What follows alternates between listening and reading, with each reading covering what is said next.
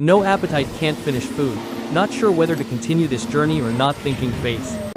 Maybe a night's sleep problem lesson.